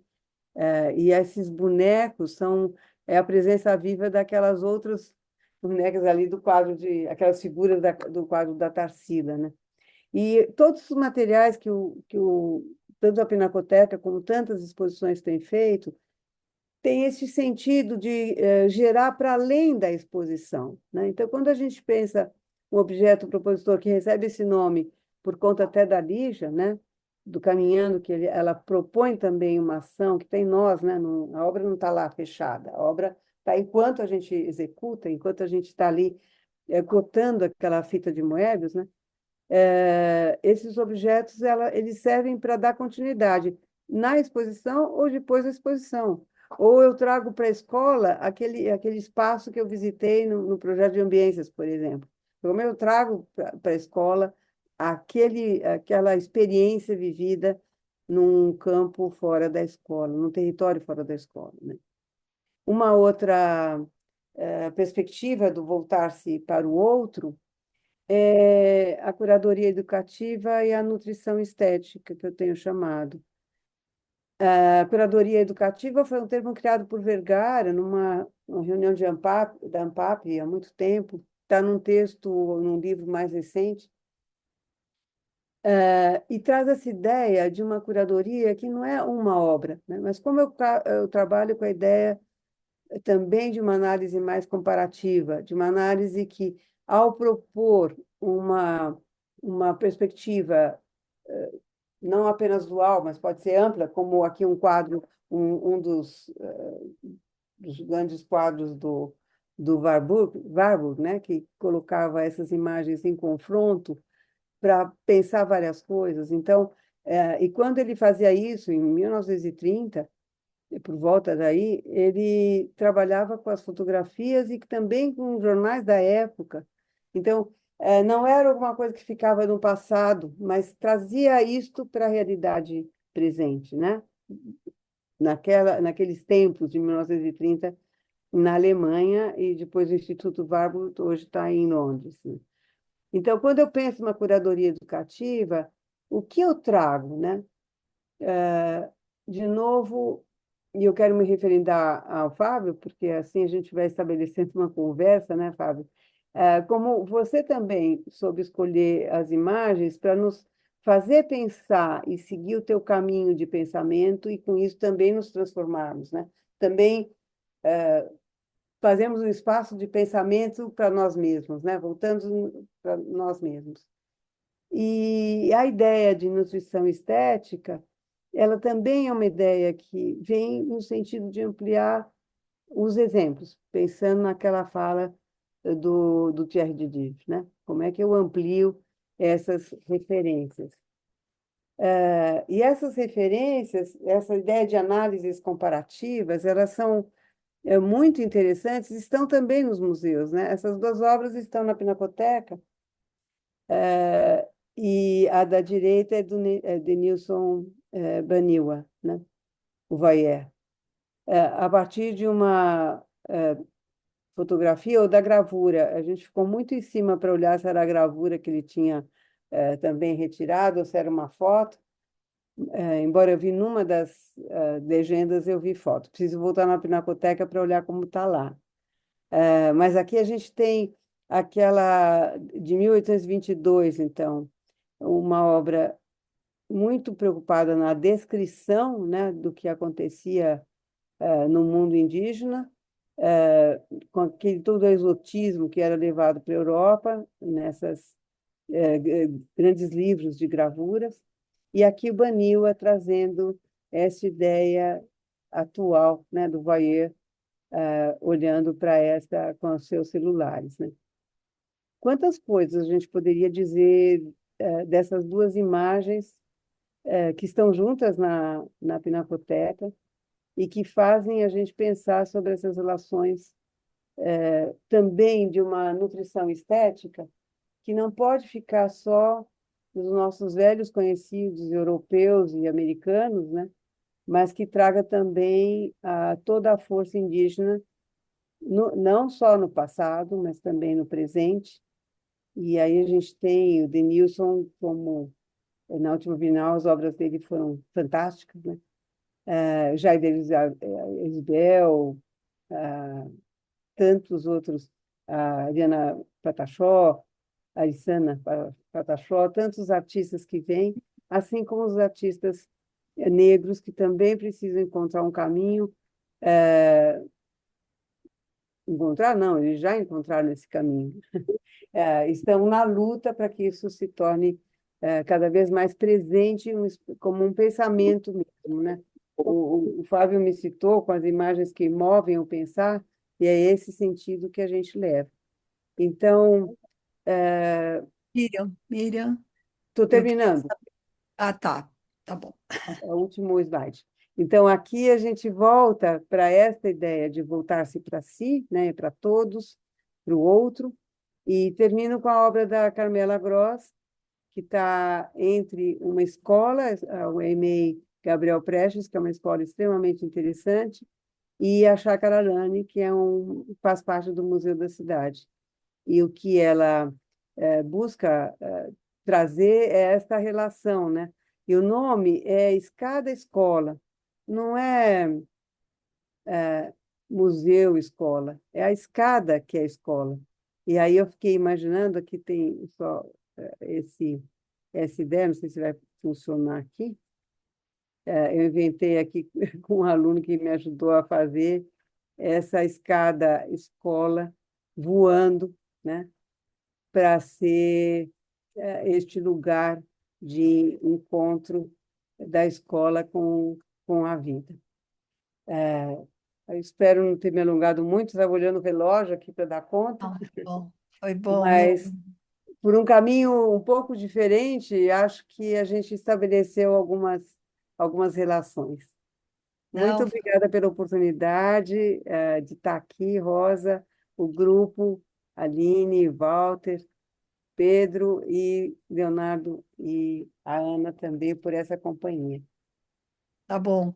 Bom, eu vou agradecer a fala de vocês dois, né? Dizer que eu fiquei muito contente, porque a gente traz uma esperança mesmo, né? Dessa coisa do currículo escolar, né? Das crianças e dos jovens se interessarem pela escola, né? Porque os conteúdos, né, artísticos, estéticos, ou enfim, os conteúdos que são trazidos dizem respeito à vida deles, né? Não é uma coisa para alguns, Uhum, para poucos, né? Mas é uma coisa que eles podem se identificar, né? Com aquilo que é trazido para eles, né? Na escola e, enfim, sentir essa coisa da identificação e uma pertinência, né? Dentro do espaço escolar, que isso que é muito uhum, importante e é isso que faz com que os alunos às vezes se desinteressem pela escola, né?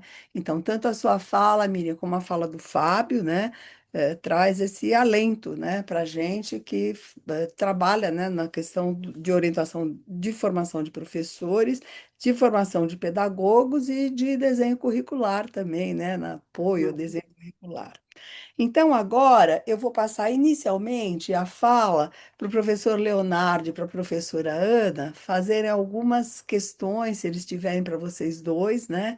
E depois a gente pode abrir, porque está aberto aqui no chat, tanto para as pessoas assinarem a lista de presença, como para fazerem perguntas, né? A gente teve um número maravilhoso de participantes e não entraram mais porque tem um limite, né, de entrada de 100 pessoas. Tá bom. uhum. Então, Ana e Leonardo, se vocês tiverem alguma coisa que vocês querem falar, perguntar, dialogar com o Fábio e a Miriam. Leonardo, tens o áudio Ah, desligado. é isso. Ok, já está. Não, eu penso que é um fio condutor entre o que disse o Fábio e a Miriam, não é? Que é esta ideia de uma arte-educação que menos preocupada com o produto artístico em si, o produto mercadológico, por assim dizer, e mais preocupada com as pessoas, não é? Quem faz, quem aprecia, com os contextos sociais. E isso implica uma mudança de paradigma, não é? Porque o modernismo ainda tem raízes muito profundas nas nossas práticas, na forma como organizamos o currículo, inclusive, não é? E por isso, essa ideia de progresso, não é? Da arte-objeto, muito forte ainda. Não será fácil a arte e a educação em geral fazer essa mudança, não é? Essa mudança de paradigma que implica esse olhar para o outro, não é? O Fábio e a Miriam focou aqui um aspecto que é muito interessante, é muito importante, que é viajar, atravessar territórios com todos os sentidos abertos, não é? To- Uhum. e faz-me lembrar uma frase que eu às vezes costumo dizia muito aos meus alunos, que é do Ortega y Gasset, filósofo espanhol, que ele dizia que nós, quando olhamos para o mundo com as pupilas bem abertas, tudo aquilo que nós vemos nos parece maravilhoso. E, na verdade é isso, né? Nós temos um olhar muito embaçado, né? Muito, Uhum, com muita lente embaçada à frente. uhum, E precisamos mesmo de abrir as pupilas, né? Olhar para as coisas com os olhos bem, bem, bem abertos. E é um pouco essa educação artística, essa arte-educação e essa educação em geral, nestes momentos difíceis, né? Nós vivemos aqui na Europa, estamos a 2000 quilómetros de cenários de guerra, não estamos tranquilos de maneira nenhuma. Mas eu penso que ainda o mais preocupante é nós termos como vizinhos cidadãos absolutamente anónimos que vivem em estado de guerra mental dentro da cabeça deles. E isso é que é preocupante. E eles têm capacidade de voto, né? Eles têm capacidade, infelizmente, de mudar, de fazer mudanças políticas em sentidos que são muito preocupantes. Muito preocupantes. E, portanto, é muito difícil nós separarmos aquilo que é educação. Aliás, o próprio Dewey, que já foi aqui citado várias vezes, dizia que educação é política, não é? Ou seja, ele tinha esta frase muito simples, não é? E, de facto, nós não podemos dissociar estes dois campos, não é? Dos quais nós dependemos, não é? Não dependemos como profissionais, não é? Nós dependemos como humanidade, na verdade. E foram faladas aqui coisas muito interessantes, e em particular, não é? Esta ideia, não é? Desta necessidade da arte se voltar novamente para as pessoas. Porque, na verdade, não é? Se olharmos, tivermos um olhar antropológico sobre os processos artísticos, primitivamente, temos indícios, temos provas documentais, né, que era assim. Era assim que se passava, né? Desde o teatro na Grécia Antiga até aos rituais que nós ainda vemos nas cavernas, mas houve alguma coisa que se perdeu nesta pureza inicial e que nós, se calhar, ainda não percebemos muito bem o que foi, né? Eu acredito que tenha sido esta transformação do objeto arte em objeto mercadológico, com valor, né? Com valor de mercado, com cotação, não é? E nós vivemos numa sociedade capitalista ainda muito marcada por essa ideia. E perdemos este link, esta ligação com o original, não é? Com o estado original, esse estado, enfim, ao qual, se calhar, hoje, muitos de nós desejaríamos voltar. Eu gostava, enfim, de abrir o debate, enfim, que pudessem comentar também. Não sei o que a Ana lhe apraz dizer, a minha colega. Eu acho que já disseste tanto e tão bem que a esta alta hora da noite, Ainda conseguimos pensar, não pelo que eu. sei se consigo, mas eu gostei muito de ouvir a fala do Fábio, da Miriam. Acho que destaco mesmo em relação a este lado humano. O Fábio começou por dizer qualquer coisa como perdermos uma perda do significado do que é ser humano. Hum, e eu sublinhava essa parte. A Miriam falou-nos de vários exemplos que trouxeram muita subjetividade à prática da arte e educação. Tu falas de um regresso a alguma pureza ou alguma. Eu não sei se concordo com essa parte.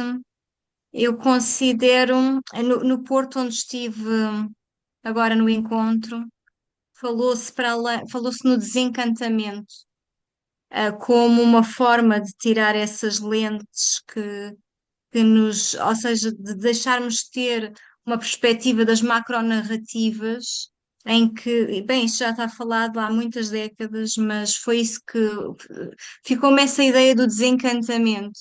E como um desencantamento como uma forma de resistência. E então, até que ponto é que o tirar essas lentes não é encantar-nos, mas desencantar-nos para poder superar esta desumanização? porque se não estivermos bastante acordados e empáticos em relação ao que nos acontece, isso implica tristeza, implica revolta, implica muita coisa, não é? Até que ponto é que somos capazes de continuar a ser humanos? Eu hoje recebi um poema, que não era bem um poema, e sou tentada um bocadinho. Bem, isto desvia-nos um bocado do tema, mas tem a ver com a questão da empatia e da humanização. E o que eu recebi precisamente da Anabela Moura, a Anabela Moura que fez o seu doutoramento em arte e educação no Reino Unido e que queria um mestrado em educação artística em Viana do Castelo, e ela enviou-me um poema que é da autoria de Fernando Correia Pina. E fala-nos sobre estas diferenças. E é um poema muito visual, fala sobre doenças, mas diz-nos, por exemplo, dói muito mais arrancar um cabelo a um europeu que amputar uma perna a frio a um africano. Passa mais fome um francês com 3 refeições por dia que um sudanês com um rato por semana. São imagens muito visuais. É muito mais doente um alemão com gripe do que um indiano com lepra. E vai por aí continuando. Até sobre o Brasil diz, por exemplo, que é muito mais grave deitar um papel no chão, ao chão na Suíça, do que queimar uma floresta inteira no Brasil. Então, acho que nós também precisamos não só de um regresso à subjetividade, mas uma subjetividade que não nos prenda exclusivamente a uma ilusão, mas que antes, pelo contrário, nos permita ter um pensamento bastante cru sobre aquilo que está a acontecer, de forma a recuperarmos essa humanidade. É, Posso, é essa a minha reflexão. se eu puder ir um pouquinho além, quando eu falo de estesia, né? A estesia não é encantamento só, ela pode ser por estranhamento, por Sim, curiosidade, sim, é sim, tirar sim, o sim. sujeito do lugar, né? Nesse sentido, que eu acho que tem, tem um pouco essa ideia desses olhares embaçados, né? Entendo a ideia do encantamento como resistência, o desencantamento, né? Como Sim, resistência, essa ideia ficou-me, ainda não a explorei, mas é tocou-me. boa, é muito boa como ideia, porque é tirar o sujeito do seu lugar. Mas eu só consigo É, tirar o sujeito do seu lugar quando ele sai da anestesia, que é exatamente o contrário da estesia, né? Então, exatamente. e aí, se ele não se move, é como o La Roça fala, né? A experiência é aquilo que nos toca. Se não tocou, por isso que a subjetividade aí tem de entrar, né? Como é que você Claro que volta sim, para claro si que sim. mesmo, né? Mas não pode deixar de perceber, por Eu isso estava que... Desculpa, Miriam. Eu estava Não, mais a dirigir esta fala ao que o Leonardo referiu como voltar a uma essência, a uma pureza.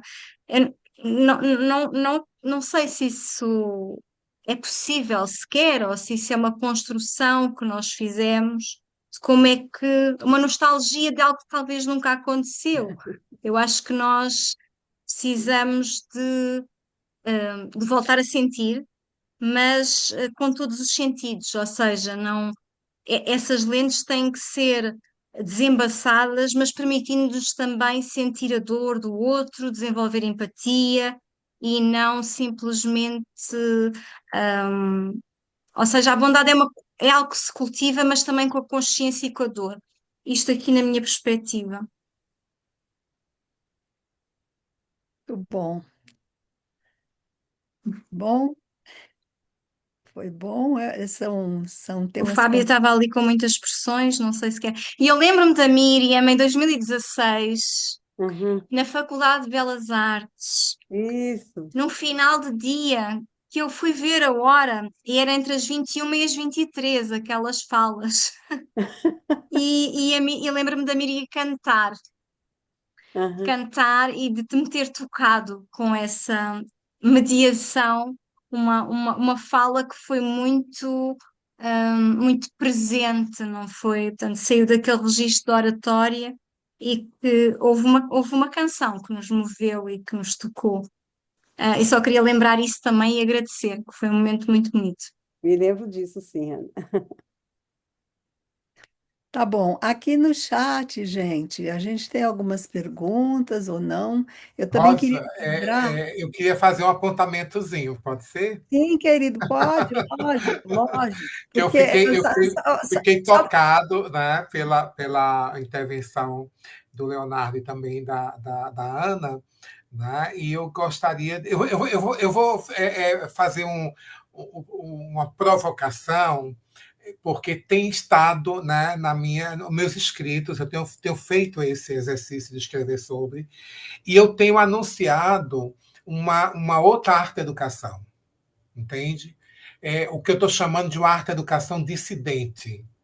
Porque eu acho que toda a arte-educação que nós tivemos até agora, com raríssimas exceções, né, estiveram sempre no lugar, sempre foi uma epistemologia voltada a reafirmar, né, todo o ideário de humano. Né? Quando o Leonardo fala da questão da mercantilização da arte, né?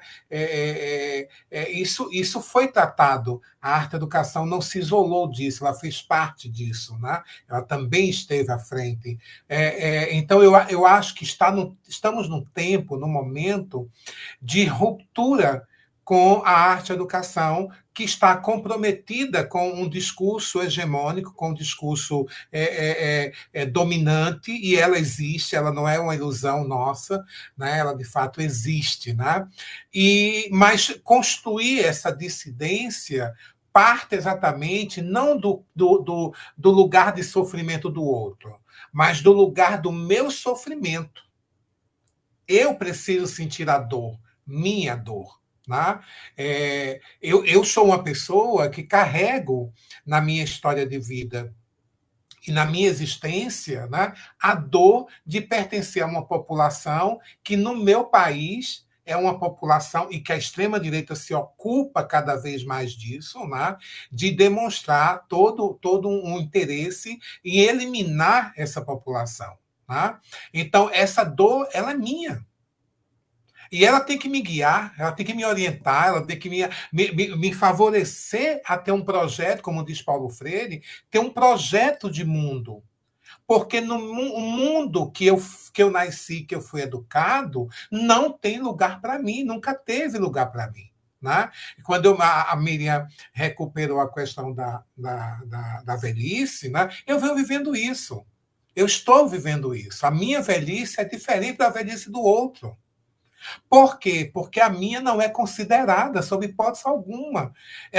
Pessoas próximas, eu não vivo com pessoas próximas, eu vivo em todos os lugares, né, que se faz necessária a minha presença, pela profissão que eu tenho, né, pelo meu desejo de transitar e de me socializar, essa coisa toda. Então, é preciso a gente pensar que a arte, né, que temos hoje, que está hoje tendo evidência, né, é uma arte que esses dois que a Miriam nos apresentou agora no final, né,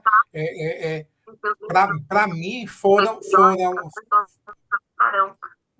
Oi. Peraí, alguém tá. Filipa, Filipa, por gentileza. Filipa, E aí, quando a Miriam mostrou, né, do artista indígena, que é outro conceito, não existe artista indígena, nós que dizemos que são artistas, mas eles não dizem artistas, né? E por isso se sentem muito à vontade em pôr em xeque tudo que o Ocidente inventou, né, para representá-los, inclusive. Aí você veja como é que esse artista está colocando, olha, aquele desenho do século XIX e o que é esse desenho do século XXI. Né? Ele está mostrando que o que está em evidência agora é a ideia que eu tenho de colocar aquela representação no meu celular, de fotografar, de compartilhar. Eu não quero saber quem fez, quem deixou de fazer, e isso tem sido uma forma de existir no mundo que muitos estão vendo como a melhor forma. Né? Então, eu vejo que a crise do capitalismo que nós estamos assistindo, né, não é uma crise do capitalismo para ser o fim, É uma crise do capitalismo da sua reorganização quanto sistema, né? E o que isso representa não só para uma ideia de mercado da arte, né? Como também para o artista, como para a escola. Né? A escola está sempre refém do modelo capitalista de existência. Nós não estamos falando de um outro modelo, é desse modelo. É esse modelo que promove a guerra, não é esse modelo que pede a paz. É o contrário. Ele defende e promove a guerra, ele precisa disso para existir. Aí é onde eu penso que a dor não é do outro. A dor tem que ser minha, porque eu preciso me ressignificar como humano. Enquanto eu estou falando aqui, e eu tenho alunos meus que estão nos acompanhando nesse momento, que vieram, né, da graduação e da pós-graduação, estão aqui nessa noite. Um beijo para vocês. Aproveitar um beijo para a Flávia, que ela já mandou uma mensagem assim ali, a gente não respondeu ainda. Beijo, Flávia. Beijo não, um cheiro. Então, que estão aqui. Veja, eu estou preocupado com a existência do lugar onde eu habito. Né? Eu estou muito preocupado com o lugar onde eu habito. Então, que meus alunos habitam, onde a arte, né, que nós consumimos, a arte que nós criamos, né, o que é que nós estamos... Eu estou muito preocupado com isso. Por que eu estou preocupado com isso? Porque não estamos fazendo isso de forma isolada. Em vários lugares do mundo está acontecendo o mesmo. Existem outros projetos, outras possibilidades de ressignificar a nossa existência humana. E eu acredito na arte também como não a que fará esse projeto, mas que colaborará com esse projeto, eu acredito demais, e essa noite prova para mim que isso é mais do que possível quando a gente se reúne, e que bom que você estava no encontro do Porto, que infelizmente não pôde ir. Porque quando a gente se encontra, a gente tem a oportunidade de pensar junto, a gente tem a oportunidade de se inquietar, a gente tem a oportunidade de falar da gente, a gente tem a oportunidade de dizer, no meu mundo está assim. Por quê? Porque somos todos diferentes e estamos em territórios diferentes, e cada lugar, o temor que a gente está vivendo, vocês mais próximos aí da guerra, a gente aqui se perguntando o desdobramento disso, até onde vai, como isso chega, as pessoas que a gente conhece, porque começamos a sentir pelos que a gente conhece, né? O medo da perda pelos que a gente conhece, mas a perda é muito maior. Né? Então, eu quero pensar, assim, a parabenizar a Miriam, inclusive, que eu não tinha feito, parabenizar a Miriam, e eu quero finalizar essa noite hoje com vocês e ficar na minha memória exatamente essas duas imagens, né? Em que você tem o artista do século XIX e você tem o artista do século XXI. A diferença é que o do século XXI é um indígena que se apropria da representação dos indígenas que o não indígena fez. Aí o indígena diz, para nós que não somos indígenas, que a gente continua transformando os indígenas nesse objeto de fotografar.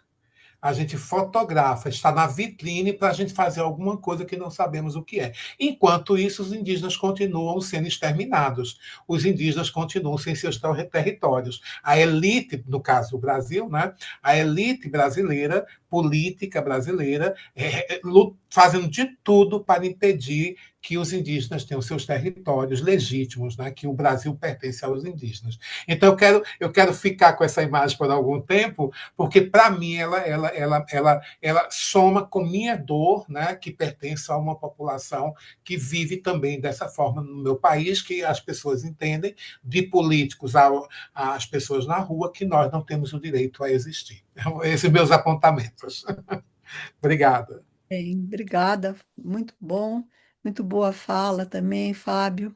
Eu queria também lembrar aqui que os professores que estão do outro lado do mundo, eles estão com 4 horas Horas. levantadas, então para eles já é madrugada, né? Então, eu acho que a gente também, a gente eu acho que foi tão bacana assim a conversa entre nós, e as perguntas deles para vocês e as falas de vocês dois, que nem tem pergunta aqui no chat, porque eu acho que ficou resolvido, né? Então, eu acho que se a gente puder, né, ir terminando mesmo, né? A gente já passou muito do horário também que a gente planejou, né? E Uhum. para que a gente depois a gente pode assistir novamente, isso vai para o YouTube. Eu quero agradecer todo mundo que trabalhou e todo mundo que veio aqui, né, e se dedicou, né, a esse webinar, tá? Rosa, eu não posso ir-me embora sem te agradecer a ti, porque Imagina. na minha fala passou-me começar, era de onde eu devia ter começado, em primeiro lugar, por agradecer o convite. Muito obrigada. Tá dito. A Rosa é uma amiga, é uma colega com quem tenho escrito, com quem temos feito projetos muito bons, sempre. Estivemos Obrigada. juntas em Portugal pela primeira vez em outubro do ano passado, mas antes disso já tínhamos escrito algumas coisas em conjunto. E, Obrigada, e Ana. muito obrigada, porque foi com enorme prazer que estive aqui hoje, ah, e, no fundo, a partilhar aqui as nossas ideias e a ouvir e a aprender convosco. Obrigada. Nós que agradecemos aqui a presença de Hum. vocês, as questões, e eu acho que a conversa daria para a gente continuar aqui só nessas discussões que foram levantadas, né? Muito boas. Muitíssimo obrigada. Obrigada, então, pessoal. Então, vamos terminando, né? E a próxima, né? Depois a gente vai ter o simpósio, né? Isso vai continuar no segundo semestre, é um evento prolongado, tá? Então, obrigada. Continue em contato com a gente, com o site da FEUSP, com o site do Gepartedu, né? Com o Facebook, com o Instagram, para a gente poder ficar em contato e se acompanhar. Tá bom. Ok. Um abração para todo Obrigado, mundo. Ana. Obrigada. Deus. Obrigada. Obrigado. Obrigada. Obrigada. Tchau, Fiquem tchau. bem. Até a próxima. Abraços. Tchau. Prazer ver vocês aqui, hein? Tchau, Tchau, pessoal. tchau.